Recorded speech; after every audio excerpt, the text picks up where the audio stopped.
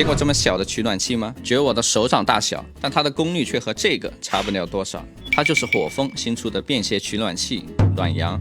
它整个的外观设计非常的工业风，让它在众多小清新的取暖器中脱颖而出。只有800克出头的重量，加上它小巧的体积，非常的方便携带。分体气罐的设计大大增加了安全性，也让它的摆放更加自由。最值得一提的是它独有的这个稳压阀门技术，搭配上高山气罐，可以让你在高海拔还有低温环境下也能正常的使用。虽然它这么小一个，但它的功率却高达1800瓦。什么概念呢？像我这么大一个煤油取暖炉，它的最高功率也才2000多瓦，烧一壶水4分钟不到。平常泡泡茶、烤橘子、早餐都非常的方便。当然，如果你想用它做饭，也绰绰有余。